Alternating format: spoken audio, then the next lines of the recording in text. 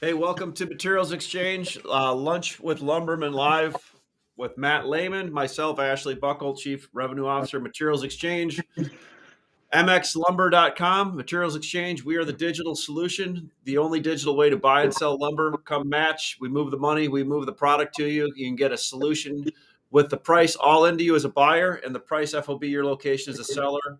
If you just come on and use us for information and find a way to match, we'll be happy. So come to mxlumber.com and we'll get you registered today. So Matt and I have been doing this show for over 20 some episodes.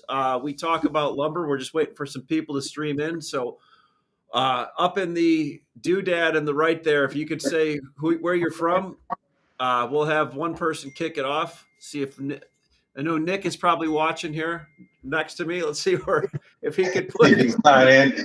You mean sign in so it looks like a bunch of people are here? So we had a pretty good show last week, though, Matt. We had a lot of people hit us afterwards and watch it, and I keep getting good feedback on that. So the engagement rate is a total plus. So any questions that you have during this? There we go. I'm here, fellas. Hi from Hong Kong. Chris was always coming in from Hong Kong. Krista, what time is it in Hong Kong right now? That's a good question. The middle of the morning?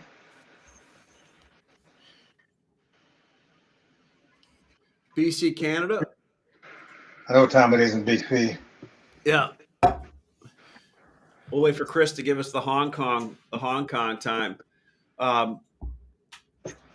And please, by all means, ask any questions. Put them up in there. We want to have a conversation. Thanks for participating, Nick.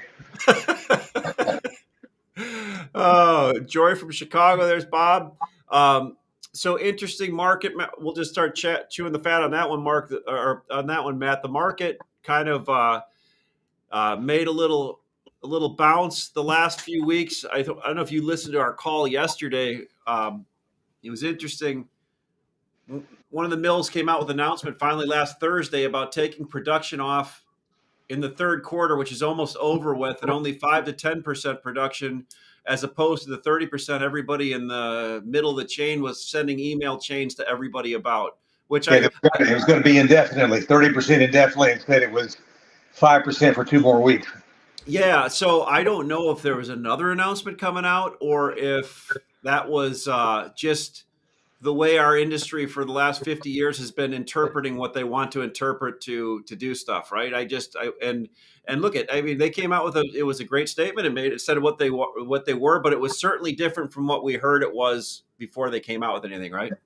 Yeah, and it was, the thing that was interesting about that is there was a speculative realm of the market that acted positively to that. You could see it in the futures market, and the mills got they got frisky for about $20 or $30, but that was it. Like the mill that made the announcement went from 450 to 460, so that was no big shake. And they've been at 460 since then, and without selling, and the momentum's dying off. But it's almost like the industry said, yeah, production curtailment, big deal. Because my problem is I can't ship my lumber packages because windows are out 40 weeks and I can't get appliances and tubs, and it's just the whole process is clogged in other than lumber kind of items. And that's not going away. That seems like it's getting worse. I'm really getting concerned long term about what that's going to mean for lumber's ability to hang on to its value. If it's just, because everybody, I do a drive by once a month. I hit about half a dozen home centers, half a dozen lumber yards, half a dozen truss manufacturers. And the only thing that I saw in short supply was treated lumber at Lowe's. They're working through it, but they're not replenishing it. One of the treaters that I talked to that supplies them said they're trying to express to Lowe's that they're overdoing it, that they're getting too lean, but it seems like they're overreacting from being too heavy to going to too light. But yeah. I don't know if that's the case or not. I think they're onto something. I think they're aware of the bottleneck that's in the pipeline that's got completions kind of muted. Well, let's think about this. So we sold off pretty heavily up until about 2 weeks ago on most species. And then we had a little bounce, actually quite a bit off of some of the low trades. If you look at some of the spruce items like 2x4 16s, 2x4 9 foot studs, and it seems like a big chunk of them were bought off by secondaries that are stuffing them into more warehouses, right? And some people are also shipping some stuff direct, no doubt about it. And the other good thing I heard from a couple really reliable sources, that some of the big home centers that didn't really participate for June, July, and August had one of their biggest pulls from some programs. When I say biggest, they were finally back in the market in the last 2 weeks. Where in some cases they weren't in very heavy at all. So that was good, right? Yeah, it seemed like a whiplash kind of thing, but really it was just doing something normal after having done something really abnormal again. Yeah, so I think a lot of people were really pushing for this. We're going to have another big move again. I think, like, as Matt Beamer said the other day, we're more normalizing. I don't think we're going to see any great big moves. I know people want to see great big moves again, but most of the industry is worn out from that. I mean, they really, I've talked to a handful of people now, and I know that, hey, like, the guy that says it all the time, Matt, like, volatility is the mother's milk of the industry, of the Yeah, traders, right? And that's Greg, right? So so anybody that's long something, I would love to have the price go up a bit. Anybody that's managing a business would love for the prices to be a little bit more steady and less volatile. So I certainly think people are trying to navigate that. So one thing we talked about yesterday, you and I talked about it too a lot. So there was a big move up. You and I have some mutual acquaintances we talked to. They Last year they weren't normal buyer. They probably bought more job site stuff. Now they have warehouses full of things, yeah, right? And quite a bit of stuff in them, and looking for more warehouse space. So that's kind of what we call the phantom inventory, and that doesn't make a lot of people happy because it's hard to judge what is there. Non-traditional buyers and the historics of buying that are now being able to accumulate volume when they used to not do that. They used to pass that to somebody else to do for them, but now they're yeah, buying. yeah. So that means somebody in that chain between the builder and the mill is getting cut out of the loop. Right, right. So somebody, it's going to be good for the builder or whoever's got the wood, the multifamily guy or the whoever's going to be the developer, to cut somebody out of the loop. But that means that somebody that plans on handling lumber between now and January is going to get cut out of the picture.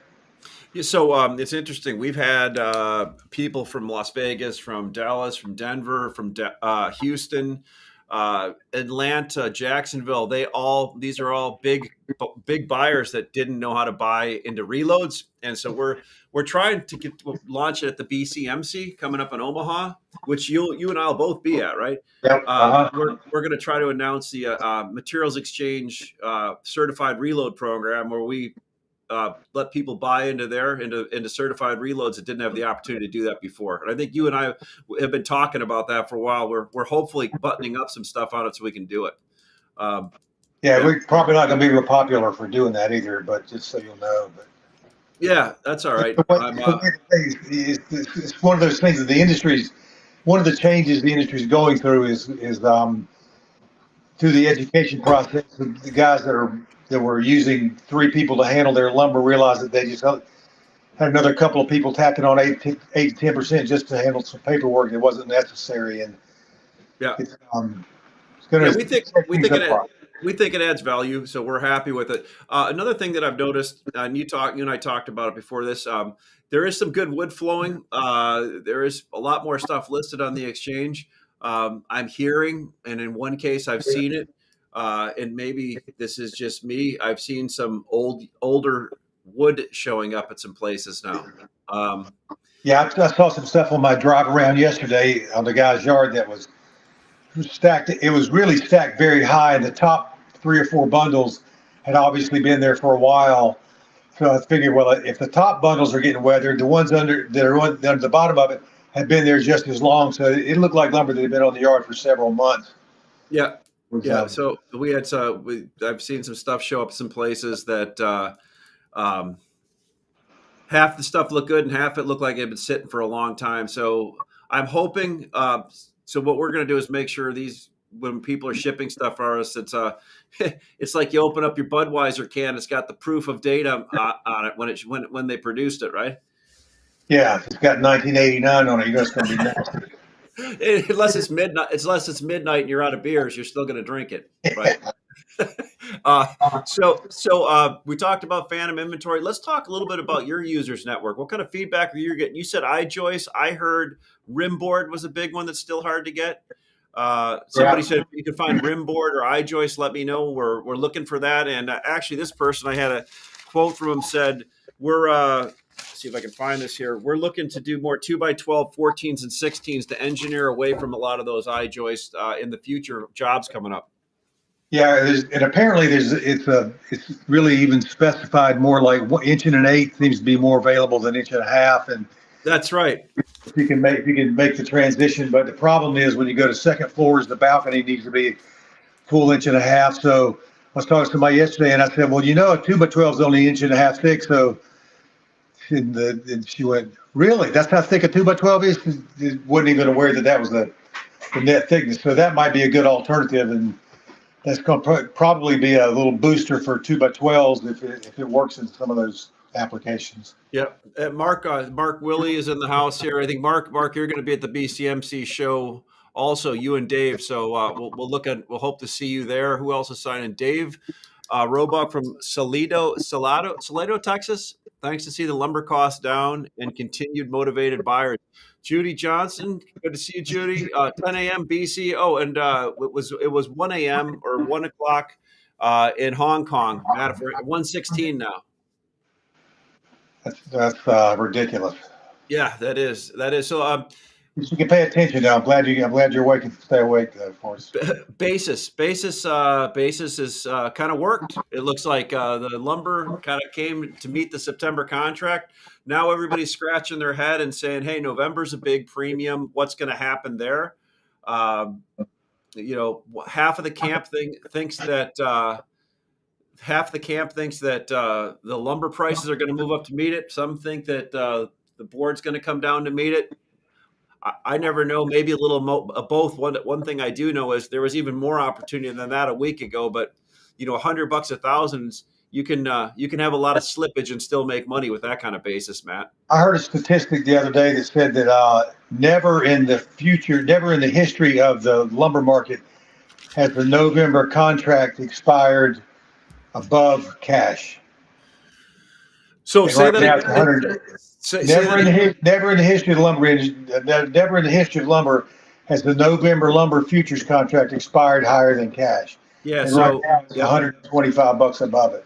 Yeah, and historically, when it did have a premium, it was very slight premium to the September contract, and that's why that got so. But that knocked a lot of people off sides that had bought that spread at $60 or $70, thinking that they were going to hit a home run, right? And it went to 200. Just kept moving, but I mean, who would have known, right? Another thing to consider too is like October is typically a liquidation month in the lumber industry where people are getting rid of whatever they've got for the winter coming and trying to reduce inventories for year-end taxes and that kind of thing. And historically, October is a down month. So whatever happens in November's expiration, we've got October to go through, which is the time when the market is historically weak. So the long-term thinking that the mills are going to have some downtime and curtailment production that's going to influence the market and tend to make the market go higher is probably going to happen, but it doesn't right now. There doesn't seem to be any urgency because they're selling enough to hold on to what they've got. But eventually, that bottleneck of completions is going to take over. We're still clipping along a building pace that starts pace at 1.6, 1.7 million, and completing at 1.3 million. So there's a bunch of wood that's hanging out there that's just not going to get used. It's not right away. It's funny. I watch a couple other streams on here with economists and a few other people. They're just starting to catch up to this right now. I saw one that streamed the other day about how, hey, there's a shortage of some other things out there, and there may not be as many completions. And we've been talking about this for 3 months, 4 months, hell, longer. I got kind of a pet peeve about internet stuff too. There's not a lot, but there's too many people that have become internet sensations or lumber experts via Twitter and Instagram and YouTube, that all of a sudden that they've got an audience, because it just shows you how many people in the world and the population didn't know jack about lumber. So you can tell them just a little bit, and it seems to make you an expert. But for you guys that are here, for example, you just got to be really careful about where you get your information. And we talked about this before. People talking their positions. If they're talking bullish on the market, do they have a position that they need the market? They want the market to go up because they've already bought, or they're needed to go down because they're short. It's not an oversight that you should take for granted, but you should always be aware of, like, what's Yeah, the. or just ask them. Say, what is your position? What, I mean, are you long or short? Right? I mean, it's easy to ask people that, and hedged is unacceptable because Yeah, that means you don't know your way. everybody's net long or Blind, net short. blind. Hey, Christopher, good to see you. We'll see you at the BCMC also.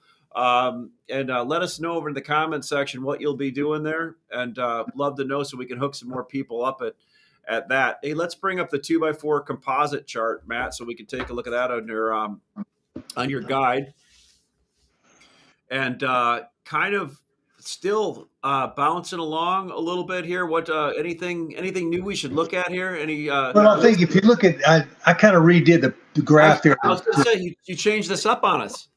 Yeah, I did change it up. So I mean, so it kind of shows more where the FTPs lie and where the market's actually done. So it shows, you can see by the ups and downs of the graphs where it's really been very accurate. And the forecast for right now is like we got a little bump up until for another couple of weeks. It's just a seasonal fill in through September, and then October falls off with a buying opportunity, and not necessarily a low or the low for the year, but the best uptrend is from November through the end of February.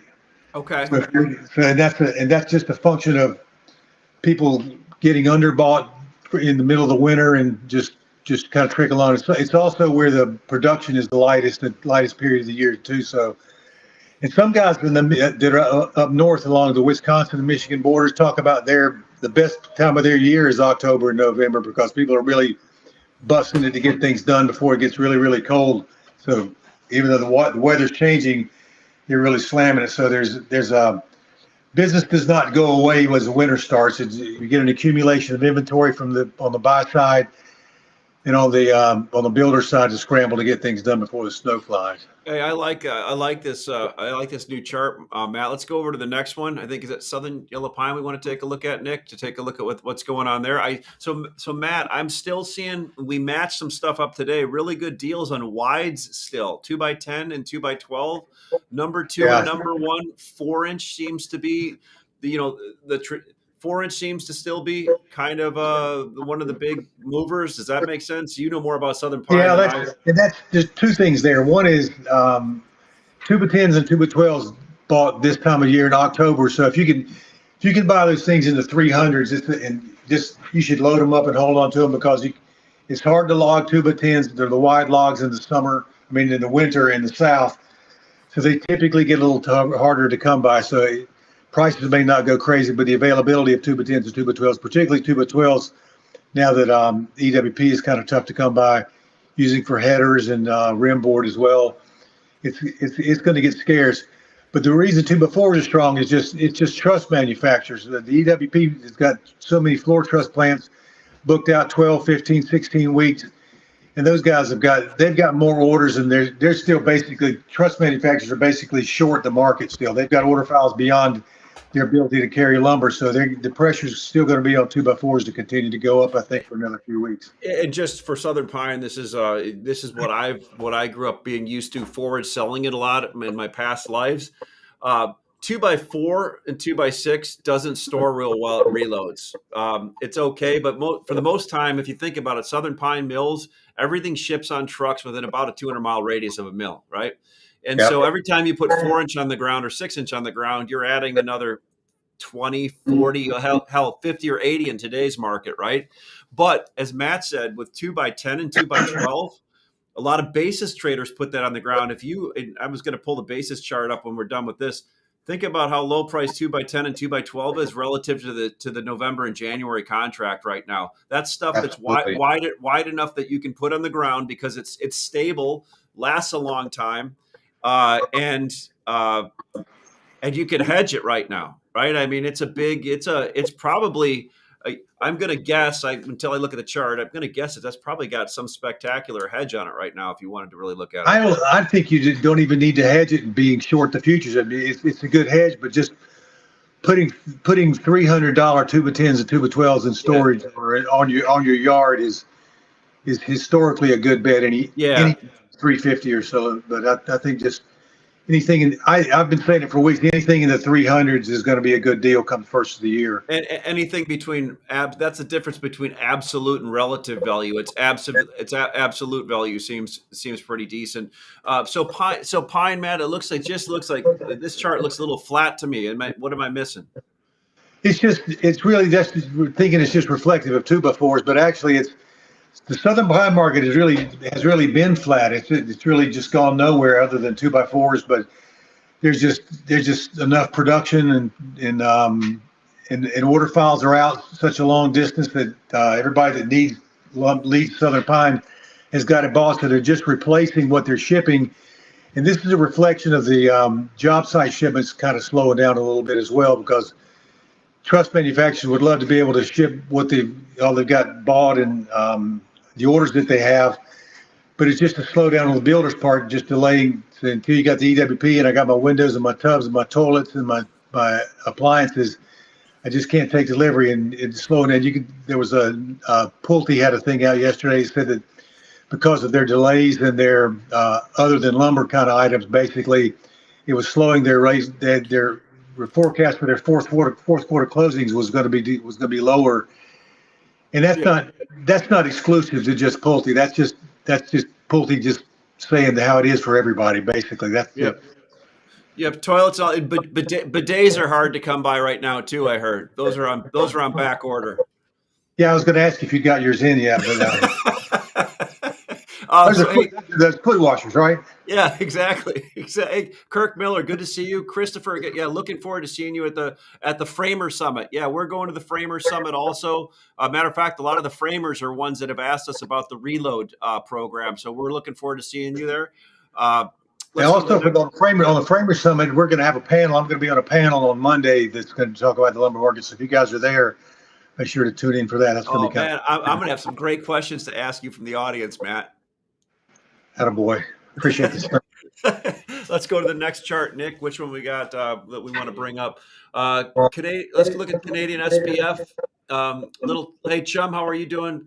Canadian SPF. Looks like we're kind of trying to make that little turn up out of the bottom. So that looks a little promising. Matt, what say you on that one? Yeah, it looks promising, but the stuff's not moving. These guys are, ever since the announcement from the big boy that they were going to curtail that 30%, the market has just not responded. It's got some feeling. People are buying lower prices just because as they get rid of their higher price stuff, they're buying just enough to keep their average inventory, lower their average cost, but it's keeping the yards full. And coming up on week number 37, 38, this week it should be a high. I think we've got coming up a time where the mills are going to have to get aggressive and try to sell some wood because their yards are stacked up. The reloads are full.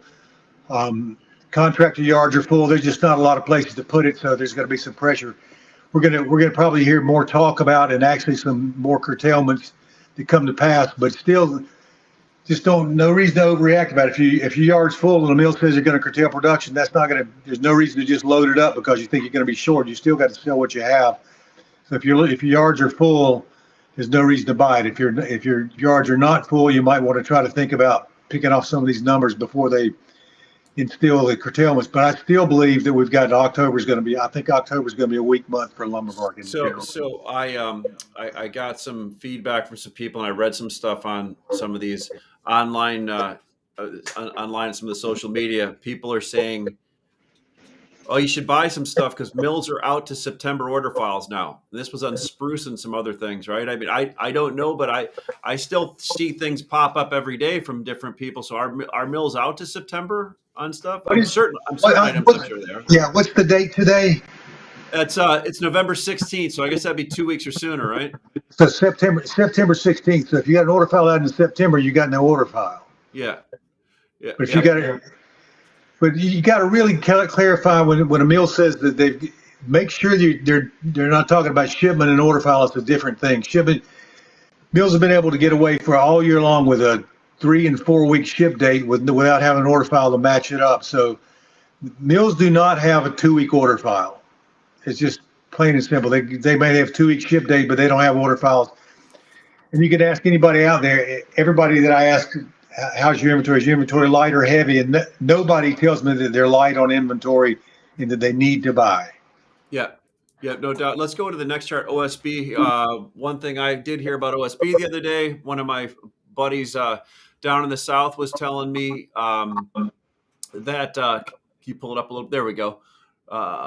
17, he was telling me that some of the big mills have told him that they're going to ship to a heavier allocation of making specialty. And my response was, I used to know people that raised a lot of organic corn because it carried a bigger premium until all the neighbors started making organic corn, and now it's a commodity, right? Yeah, same thing with pot in Montana. Yeah, it was a good way to make a living until they legalized it. Everybody's doing it right now. That's great. Oh, now all the pickups going down the road in Montana have a bale of it in the back of them. Yeah, everybody's got a cash you can't do anything with. Let's go framing package index.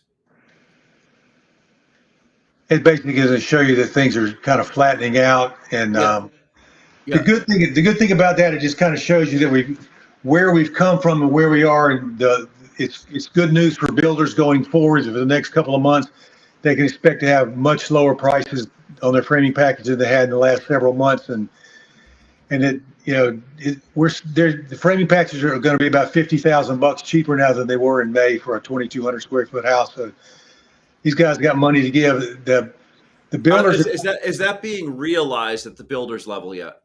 Yeah, it will be, particularly coming up in October. Their lumber locks in October are going to be much less than they were in May, and they'll be able to.